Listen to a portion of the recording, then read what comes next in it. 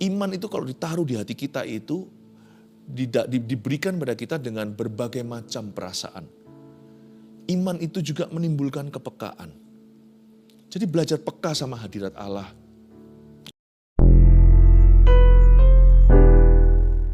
Tambahkan iman kami seperti doa murid-murid-Mu para rasul. Tambahkan iman setiap kami, ya Roh Kudus, Kau ada di sini. Iman kami timbul dari pendengaran, sampaikan sabda-Mu. Berikan karunia iman. Dan ketika kami memperoleh iman itu, kami percaya sesuatu akan terjadi. Kami mau lawan arus. Bukan hanya arus dunia yang di luar kami, tapi juga arus keraguan sendiri, arus kebimbangan hati, kemalasan untuk berdoa, dan juga setiap intimidasi yang dirasakan. Kami percaya ya Tuhan Yesus, sekalipun kami tidak melihat Engkau, Engkau ada di sini dan mendengar doa keluarga saat teduh. Sampaikan sabda-Mu, sembunyikan hamba-Mu di balik salib-Mu. Demi nama Yesus, haleluya. Amin. Oh haleluya, sesi pengagungan pujian yang begitu indah. Saya nggak ingin berhenti, tapi saya percaya jikalau firman tidak diberitakan, kita nggak akan tahu bagaimana beriman. Iman kita timbul dari pendengaran. Mari kita sekarang dengarkan pesan yang Tuhan taruh di mulut saya untuk Anda. Saya berikan judul, lawan arus untuk ikut Yesus. Karena berdoa itu tidak mudah. Karena banyak arus dunia, belum lagi arus di dalam diri kita sendiri yang seringkali melawan, yaitu kedagingan. Matius pasal 20 ayat 29 sampai 34. Yesus menyembuhkan 2 orang buta. Mari kita belajar firman-Nya. Dan ketika Yesus dan murid-muridnya keluar dari Yeriko, orang banyak berbondong-bondong mengikuti Dia. Ada 2 orang buta yang duduk di pinggir jalan mendengar bahwa Yesus lewat. Lalu mereka berseru, "Tuhan, Anak Daud, kasihanilah kami." Tetapi orang banyak itu menegur mereka supaya mereka diam. "Shh, jangan bicara." Namun mereka makin keras berseru katanya, "Tuhan, Anak Daud, kasihanilah kami." Lalu Yesus berhenti dan memanggil mereka. Ia berkata, "Apa yang kamu kehendaki supaya aku perbuat bagimu?" Jawab mereka, "Tuhan, supaya mata kami dapat melihat." Maka tergeraklah hati Yesus oleh belas kasihan. Lalu Ia menjamah mata mereka, dan seketika itu juga mereka melihat, lalu mengikuti Dia. Lawan arus untuk ikut Yesus. Gak ada sungai, gak ada air, gak ada laut. Arusnya di sini adalah masyarakat sendiri. Orang-orang banyak di sekeliling mereka yang menegur mereka agar mereka diam. Jangan ganggu guru. Arus itu gak tentu suatu sungai yang mengalir deras. Tapi segala keraguan di dalam diri kita, segala sesuatu yang sifatnya duniawi yang seringkali menawan hati, membuat kita jadi jauh dari Tuhan. Dan kalau kita datang berharap sama Tuhan pun penuh keraguan. What if? Bagaimana jikalau? Semua itu berkecamuk di dalam jiwa kita. Semua kebimbangan hati. Apa kata orang? Roh yang pesimis, yang negatif lagi. Tapi mari kita bertekad bulat. Kalau kita mau beriman sama Tuhan itu jangan tanggung. Dan jangan setengah-setengah. Bahkan jangan sementara. Kalau mau iman sama Tuhan itu harus sampai tujuan. Jangan mau imanmu dicuri. Jangan mau keyakinanmu digoyang. Dunia tidak bisa menjauhkan kita dari kasih Yesus. Ayat 29, dan ketika Yesus dan murid-muridnya, Yesus dan 12 rasul keluar dari Yeriko. Yeriko, kota palem itu. Yeriko ada di sebelah selatan Israel. Yeriko itu dekat sekali dengan Yerusalem. Kalau Anda ingat sebuah perumpamaan, Yesus memberikan perumpamaan tentang seorang Samaria yang baik hati. Di daerah dekat ke Yeriko situlah yang namanya jalan yang seringkali dilalui oleh para saudagar. Lalu di sana banyak perompak. Ada satu Yahudi dipukuli. Tapi gak ada yang mau tolong, termasuk imam yang on the way, OTW sedang perjalanan ke Bait Suci. Mereka semua ke Yerusalem karena memang dekat. Tapi gak ada satupun yang menolong kecuali orang Samaria yang merupakan musuh bebuyutan. Yeriko itu dekat dengan Yerusalem. Berarti Yesus sedang dalam perjalanannya menuju kematiannya. Yesus sedang OTW, on the way ke Kalvari. Dan ketika Yesus dan murid-muridnya keluar dari Yeriko, orang banyak berbondong-bondong mengikuti dia. Orang banyak itu clueless, tidak tahu Yesus, untuk apa Yesus pergi ke Yerusalem kali ini. Kalau dulu-dulu mungkin karena ada perayaan. Sekali-kali setiap tahun kan ada banyak festivity. Bangsa Israel ada banyak tradisi. Tapi kali ini mereka tak seorang pun yang tahu bahwa Yesus akan mati. Tapi saya tahu ada sebuah firasat. Iman itu kalau ditaruh di hati kita itu diberikan pada kita dengan berbagai macam perasaan. Iman itu juga menimbulkan kepekaan. Jadi belajar peka sama hadirat Allah. Belajar peka sama firman-Nya. Kira-kira dari khotbah ini Tuhan mau bicara apa? Tuhan mau bicara apa secara spesifik kepada Anda? Keluar dari Yeriko itu, dua orang buta ini punya firasat bahwa ini terakhir kali Yesus melalui jalan ini. Tidak heran mereka sangat-sangat desperate sekali, mereka berseru-seru kepada Tuhan. Memang betul sih, kalau kita baca, ini Matius 20, 8 pasal lagi selesai Injil Matius. Ini sudah menuju ke episode terakhir pelayanan Yesus Kristus di atas muka bumi. Menyembuhkan orang sakit, melepaskan orang dari si jahat, membangkitkan orang mati, mentahirkan orang kusta. Yesus sekarang hendak naik ke kayu salib, menggenapi tujuan utamanya datang ke dunia, yaitu mati bagi dosa. Dan orang ini tahu, saya nggak bisa buktikan, terbukti dari bagaimana dia sangat-sangat berseru, begitu putus asanya, teriak-teriak, sampai mengganggu orang banyak, berarti suaranya keras dong. Nggak mungkin berseru itu dalam hati, kalau berseru dalam hati mereka nggak akan berkata, "Shh, diamlah." Berarti dia berseru dengan suara yang paling keras yang dia bisa. Keluar dari Yeriko, orang banyak berbondong-bondong mengikuti dia. Mereka tahu, oh Yesus mungkin tidak akan kembali. Atau sekali Yesus keluar dari Yeriko atau kota mereka, mungkin mereka sudah tidak punya kesempatan seumur hidup lagi untuk berjumpa dengan Tuhan. Karena Yesus memang sedang perjalanannya ke Yerusalem untuk dibunuh oleh orang-orang berdosa. Ayat yang ke-30, ada dua orang buta. Mari kita bahas lakon kita.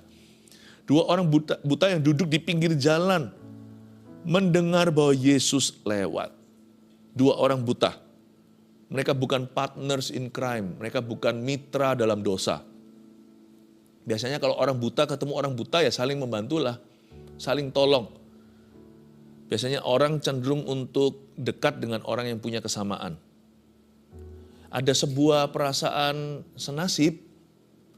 Tapi saya suka sekali. Biasanya kalau orang sakit dengan orang sakit. Kita sama-sama pasien. Bisa saling menguatkan, tapi juga bisa saling melemahkan, saling menjatuhkan. Bisa muncul belas kasihan terhadap diri sendiri. Tidak ada orang paling malang di dunia ini daripada orang-orang yang suka mengasihani dirinya. Tapi dua orang buta ini bukan partners in crime. Mereka bukan partners in disbelief atau in unbelief. Mereka bukanlah mitra dalam ketidakpercayaan. Tapi saya yakin bahwa mereka berdua saling menguatkan. Terbukti ketika Yesus lewat, mereka tahu itu siapa yang lewat di depan mereka, sekalipun mereka tidak melihatnya. Langsung spontan kedua-duanya, tidak saling janjian, berlari ke arah dia. Karena mereka peka suara kan, orang buta biasanya lebih tajam pendengaran. Lari ke arah Yesus dan berkata, "Anak Daud, Tuhan, anak Daud, kasihanilah kami." Memang lebih baik sih kalau kita itu lemah cari orang lain untuk saling menguatkan. Tapi jangan pernah saling melemahkan. Berseru sendirian itu sepi. Tapi kalau berseru berdua, bareng-bareng, apalagi kalau teriak-teriak keras sekali, jauh lebih terdengar. Sampai orang banyak terganggu. Tapi Yesus tidak merasa terganggu. Yesus merasa terharu. Inilah pentingnya doa bersama. Seperti saat teduh bersama. Seperti waktu kita ibadah di gereja. Ini doa korporat. 2 orang, 3 orang berkumpul dalam nama Yesus, dia ada di situ. Ini 2 orang buta, bukan 3. Berseru-seru, Tuhan bukan hanya ada di situ, Tuhan izinkan mereka menghampiri dirinya. Bayangkan, Tuhan itu tepat janji. Dia yang mengajarkan kalau ada 2-3 orang berkumpul dalam namaku, aku pasti ada di sana. Tuhan praktekkan pengajarannya sendiri. Ada 2 orang buta, Yesus langsung panggil mereka. Ketika mereka berseru, Tuhan tidak menolaknya, padahal orang banyak merasa terganggu. Bahkan murid Yesus pun, para rasul, hamba-hamba Tuhan ini berkata, diamlah, sudahlah, lupakan segala harapan. Udahlah, kamu kan buta sampai kamu mati. Udah jangan ganggu guru lagi. Tapi Tuhan itu tepat janji, 2-3 orang berkumpul dalam namaku, dia berkata, aku akan ada di sana. Itu ada 2. Memang berseru bersama itu jauh lebih kuat dan lebih dahsyat daripada berseru sendirian, ya kan? Makanya itu banyak keluarga saat teduh bersama yang tidak mau miss live-nya. Kenapa? Karena kita tahu kita sedang bersama-sama mengetuk pintu sorga. Bukan 1-2 malahan, bukan 2-3 orang Tuhan ada di sana, tapi ribuan, puluhan ribu. Dan bahkan nanti kalau non-live-nya setelah itu ditonton ulang, itu berapa banyak? Hanya Tuhan yang tahu. Ada kuasa dalam doa bersama. Jangan lupa itu. Kalau mungkin suaranya hanya 1 orang, apalagi kalau dia lagi serak-serak basah. Mungkin tenggorokannya sakit atau apa. Mungkin dia masuk angin, kan dia di luar. Minta sedekah. Karena orang buta kasihan sekali zaman itu, tidak ada welfare. Maka 2 orang buta ini kalau 1 orang aja yang teriak atau berseru, mungkin tidak terdengar. Bukannya Yesus tidak mendengarkan, tapi mungkin suaranya tenggelam di tengah-tengah suara kerumunan. Tapi 2 orang, menggelegar. I love this. Pakai kesempatan. Dalam hal ini boleh aji mumpung. Mumpung kita lagi doa bersama-sama, manfaatkan itu. Gunakan itu, jadikan batu loncatan iman. Karena di saat demikian, besi menajamkan besi, orang beriman menajamkan orang beriman. Iman kita nggak perlu besar-besar sekali, nggak usah gede-gede banget. Iman kecil, orang sana yang satunya lagi iman kecil. Kalau kita bermitra dalam doa, iman kita yang kecil-kecil ini digabung jadi satu, masa nggak ada sih iman biji sesawi yang super kecil itu. Pasti ada, pasti saling menguatkan. Itulah sebabnya saling melemahkan itu tiada gunanya, bahkan merugikan. Merugikan kedua-duanya, yang dilemahkan rugi, jadi lemah hati. Yang melemahkan rugi, jadi berdosa, menjatuhkan semangat orang lain. Ada 2 orang buta yang duduk di pinggir jalan mendengar. Arus dunia itu kuat sekali, belum lagi arus di dalam jiwa kita. Bagaimana kita lawan? Ayo kita saling menguatkan, saling mengasah, saling menajamkan, saling memberi semangat, saling mengingatkan, saling mendorong dalam kasih. Itulah sebabnya ada ayat, jangan jauhkan dirimu dari pertemuan-pertemuan ibadah seperti yang dibiasakan oleh orang.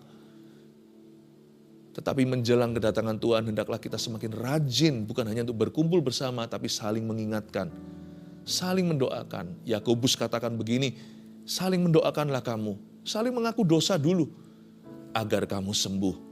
Luar biasa ya, ada 2 orang buta, itu melompat kepada saya waktu saya baca ini. Lawan arus untuk ikut Yesus itu gak harus kita lakukan sendirian. Lawan arus kalau kita bergandeng tangan pada saat ada kejadian banjir bandang, kita pegang. Misalkan kita harus tolong seorang anak kecil yang hampir hanyut, hanya berpegangan pada satu taring, satu taring pohon, satu carang, dia berpegangan. Misalkan seluruh orang kampung itu keluar, berada di pinggir banjir itu, dia mencoba untuk menyelamatkan anak kecil itu. Alangkah kuatnya jikalau kita bergandengan tangan sekampung untuk tolong anak itu. 1 orang cemplung pasti hanyut ikut. Tapi 2 orang bersama-sama susah untuk dilepaskan. 3 tali 3 lembar susah dipatahkan. Kekuatan dari doa bersama itu luar biasa. Kita harus jadi partner doa. Makanya di gereja Mawar Sharon yang saya gembalakan, bukan hanya ada CG, tapi gereja Mawar Sharon adalah gereja sel. Intisari, identitas, esensi daripada gereja Mawar Sharon ini adalah sel grupnya atau kelompok selnya. Di mana umat Tuhan dirajut oleh Kristus untuk lawan arus, namun tidak sendirian. Ada komunitas iman saling menajamkan, saling memuridkan. Luar biasa. Doakan ya. Nanti sebentar lagi kami juga akan masuk ke gedung yang baru di pusatnya, yaitu GMS Surabaya Barat. Tempat ini akan memfasilitasi movement sel grup sedunia. Dari sini gerakan kelompok sel sedunia akan semakin digencarkan. Doakan kami butuh doa Anda. Karena kita saling mendoakan itu kuat. Ada 2 orang buta yang duduk di pinggir jalan mendengar bahwa Yesus lewat.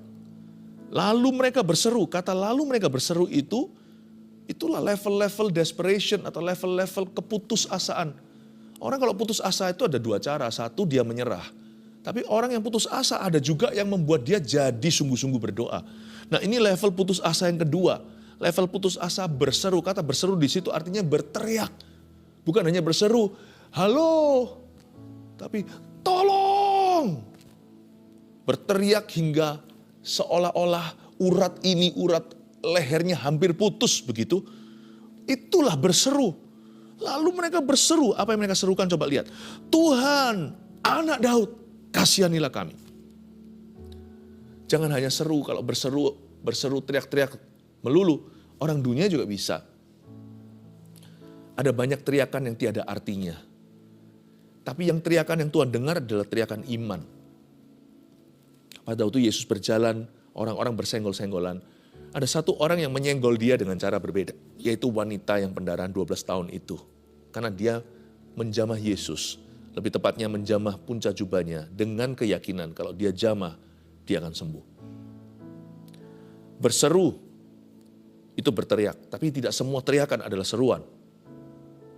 Coba Anda perhatikan teriakan mereka itu ada kontennya, ada isinya. Kalau kita hanya berkata aduh, aduh atau mengadu, aduh. Orang dunia juga begitu, tidak ada kuasa di dalamnya. Alkitab tidak berkata barang siapa berseru, dia akan diselamatkan. Tapi barang siapa berseru kepada Tuhan, ia diselamatkan. Ada bedanya. Ada bedanya begging, mengemis dengan meminta. Mengemis itu aduh udahlah kasihanilah, kasihanilah. Tapi meminta itu dia tahu siapa, kepada siapa dia minta. Dan dia tahu dia siapa di hadapan Allah. Meminta itu artinya kita tahu dulu bahwa kita adalah ahli waris janji Kristus. Meminta itu artinya kita tahu kita siapa, bahwa kita adalah anak-anak Allah melalui Yesus Kristus Tuhan kita. Yesus berkata sampai sekarang kamu belum minta. Sama murid-muridnya dia ingatkan, kok belum minta ya? Cepat minta Allah supaya sukacitaku penuh. Kamu tidak mendapat karena kamu tidak minta, kata Yakobus. Mintalah, kata Yesus, supaya sukacitaku penuh. Sebab barang siapa yang meminta akan menerima, barang siapa yang mencari akan mendapat, menemukan, dan barang siapa yang mengetuk pintu akan dibukakan. Mintalah. Tuhan, Anak Daud, kasihanilah kami. Itulah seruan mereka. Coba saya jabarkan. Mereka bukan hanya teriak, tapi teriakan mereka memuliakan Tuhan. Dia menyebut Yesus, mereka menyebut Yesus Tuhan, Anak Daud. They glorify Christ. Mereka memuliakan Tuhan dengan semua titelnya yang benar. Makanya itu penting sekali sebelum kita teriak-teriak dalam doa itu, kita isi peluru. Kita berkaca, bercermin dulu dengan firman-Nya supaya jangan sampai kita salah meminta, atau kita minta yang benar tapi dengan motivasi yang salah, atau kita itu bahkan lebih fatalnya banyak orang yang minta kepada yang salah. Nggak minta kepada Tuhan Yesus, minta kepada berhala. Berharap sama manusia. Memuja dan mengandalkan buatan tangan. Mereka berkata Tuhan, tepat alamat. Mereka minta pada Tuhan, lalu dia sebut Anak Daud. Kata Anak Daud ini nggak main-main. Karena mereka orang Yahudi, anak Abraham. Mereka tahu bahwa menyebut Anak Daud berarti mengakui bahwa Yesus adalah Mesias. Dengan orang banyak itu pun banyak yang belum percaya. Murid-murid Yesus pun banyak yang belum percaya kok. Pada detik itu, mereka itu masih belum belum sampai mengerti betul Yesus itu akan mati. Lalu dia dibangkitkan. Padahal Yesus sudah bolak-balik kasih mereka peringatan. Yesus sudah memberitahu lebih dulu nanti anak manusia akan diserahkan. Tapi mereka seperti bengong gitu. Saling gak ngerti apa maksudnya, apa maksudnya. Apa maksudnya. Bahkan Petrus pun nanti berkata, tidak guru, kau tidak akan mati. Tuhan Yesus pernah berkata sama Petrus, enyahlah kamu memikirkan pikiran manusia. Lihat itu. Murid-muridnya pun belum tahu, tapi orang buta ini, 2 orang ini menyebut Yesus anak Daud. Dengan kata lain, mereka mengakui dan mereka memproklamasikan di depan orang banyak yang menghujat mereka. Dialah Mesias. Dan dia tahu bahwa pengurapan seorang Mesias itu pertama-tama adalah mencelikkan orang buta, kalau Anda baca di Yesaya. Yesaya 61, roh Allah ada padaku oleh karena ia mengurapi aku. Itu kan bicara tentang the anointed one atau Mesias atau Sang Kristus. Untuk mencelikkan orang buta. Mereka tahu bahwa Yesus untuk demi menggenapi nubuatan firman, nubuatan Nabi Yesaya tentang Mesias sesungguhnya, Yesus perlu, tanda kutip, Tuhan tidak butuh apa-apa, Yesus perlu menyembuhkan orang buta. Dan mereka menawarkan diri, Tuhan anak Daud, tapi mereka nggak mentang-mentang kasusnya tepat, maka mereka berkata, Tuhan yang butuh sembuhkan aku. Tidak, mereka berkata, kasihanilah aku. Attitude-nya tepat. Sikap hatinya tuh adalah rendah hati. Tidak ada spirit of entitlement, tidak merasa diri lebih berhak. Mereka berkata, kasihani kami ya Tuhan. Dia minta kepada Tuhan, dia sebut titel Tuhan anak Daud. Ini bukan mantra ya. Ini bukan rumus juga. Saya tunjukkan bahwa mereka itu meminta atau berseru dalam kebenaran. Tuhan, anak Daud, kami buta, engkau Mesias. Tiada halangan, tiada rintangan. Aku dirintangi orang-orang ini. Tapi aku tahu nubuatan itu untuk kami. Orang banyak pesimis, tapi kami yakin this is for me. Ini untuk saya Tuhan. Dan saya tahu engkau mampu. Aku gak ragu sebab engkau Tuhan, tapi aku juga tahu engkau mau. Karena engkau anak Daud yang akan mencelikkan orang buta. Kami tawarkan diri kami, jadikan kami kasus penggenapan nubuatan. Heal me, sembuhkan aku. Tapi dia gak marah-marah, ngamuk-ngamuk, tuntut-tuntut Tuhan. Dia gebrak-gebrak meja sorga. Dia berkata dengan rendah hati, kami ini pengemis, kasihanilah kami. Ini yang membuat Tuhan terharu. Kalimat itu bukanlah suatu rumus kalau Anda ucapkan pasti terjadi mujizat. Bukan, tapi kalimat itu dari kata-kata mereka kita bisa tahu hatinya di mana. Sebab dari perkataan mulutmu lah kita bisa menilai hatimu. Sebab apa yang di dalam hati, apa yang di mulut itu keluar dari hati. Tetapi orang banyak itu menegur mereka supaya mereka diam. Mereka tidak mengerti apa yang sesungguhnya terjadi. Tapi Tuhan Yesus tahu apa maksud dari 2 orang buta ini memanggil-manggil dia anak Daud. Namun mereka semakin keras berseru. Katanya, Tuhan anak Daud, kasihanilah kami. Lihat itu, ini saya sebut dalam bahasa Inggris, an unwavering faith. Iman yang tidak bisa goyang. Luar biasa loh iman mereka ya. Ini orang buta harusnya rasa gak aman. Orang melek aja kalau lihat masa aja ketakutan. Ini orang buta. Tapi ada baiknya juga mereka buta. Mereka gak bisa kelihatan wajah orang. Gak bisa kelihatan wajah manusia. Ada baiknya sih ya. Jangan lihat orang gitu. Lalu Yesus berhenti dan memanggil mereka ayat 32. Kagetlah tuh semua rasul-rasul dan orang banyak. Yesus berhenti dan panggil mereka. Come. Mungkin beberapa di antara mereka yang pikiran negatif pasti mengira bahwa Yesus akan marahi mereka. Tapi ternyata enggak. Yesus itu kasih. Dia enggak pernah memanggil kita untuk marahi kita. Dia menegur iya. Tapi dia selalu ingin menolong kita dulu. Ia berkata, apa yang kamu kehendaki supaya aku perbuat bagimu? Luar biasa indahnya. Kalau saya baca ayat 32, Tuhan itu berdialog dengan mereka. Bisa aja Tuhan langsung sembuhkan. Mereka 2 orang itu buta. Tapi yang lainnya kan enggak buta. Masa Yesus tidak tahu, dia yang maha tahu itu, masa dia tidak mengerti. Kebutuhan 2 orang buta itu adalah supaya melek matanya. Tapi Yesus ajak bicara, apa yang kamu kehendaki supaya aku perbuat bagimu. Yesus itu orangkan manusia. Luar biasa ya. Dan Yesus juga tidak mau diperlakukan seperti mesin. Masukkan koin otomatis keluar. Tidak. Yesus itu supaya menunjukkan kepada dunia bahwa dia tidak bisa dimanipulasi oleh rumus, oleh teori, tapi oleh hubungan yang pribadi. Yesus berkata, apa yang kamu kehendaki supaya aku perbuat bagimu?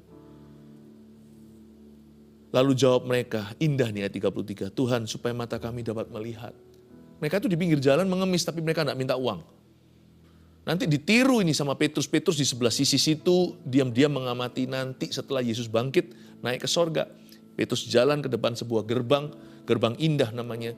Ada satu pengemis lihat dia, bahkan Petrus belum tanya, Petrus beritahu, kamu mungkin minta uang, emas perak tidak kuberikan, apa yang kupunya kuberikan, emas perak semua di dunia ini gak bisa membeli. Berjalanlah, lumpuh dari lahir, langsung melompat ke bait Allah. Saya ingin Anda dan saya melihat ini, bahwa Tuhan itu ingin untuk berdialog dengan kita. You know, prayer is a conversation with the all-knowing God. Doa adalah sebuah dialog, adalah sebuah percakapan dengan Allah yang Maha Tahu. Masalahnya gini loh, bercakap-cakap atau berbincang-bincang, atau kongko, atau kita itu diskusi sesuatu dengan Allah yang Maha Tahu itu sebenarnya nggak perlu. Karena dia Maha Tahu, di Mazmur dikatakan sebelum ada satu kata, apalagi kalimat, keluar dari mulut kita, dia sudah membaca pikiran kita. Dia itu tahu kita waktu kita berbaring, waktu kita duduk, waktu kita berjalan, dia tahu pikiran kita dari jauh. Sebelum kita mendoakannya, Yesus mengatakan begitu. Awal-awal dalam perumpamaan jangan khawatir, Bapakmu tahu, Bapakmu di sorga tahu apa yang kau butuhkan sebelum kau memintanya. Lalu pertanyaannya, apa poinnya ngobrol sama Tuhan? Kalau Tuhan sudah tahu semua, mengapa kita harus minta? Sinilah banyak orang Kristen salah kaprah, salah mengerti. Kalau gitu kita nggak usah minta-minta. Doa itu nggak perlu minta-minta. Loh, doa itu juga minta. Itu juga firman Yesus. Yesus berkata, mintalah. Nggak bisa lebih jelas dari itu kan? Nggak bisa lebih clear, lebih vulgar dari itu. Yesus berkata, mintalah, carilah, ketoklah. Tuhan suruh kita minta. Lalu kalau Tuhan sudah tahu kenapa kita harus minta? Karena waktu kita minta, ketika kita itu berbicara kepada Tuhan, bukan permintaan itu aja yang naik ke sorga, tapi hati kita. Yang Tuhan targetkan itu hati kita.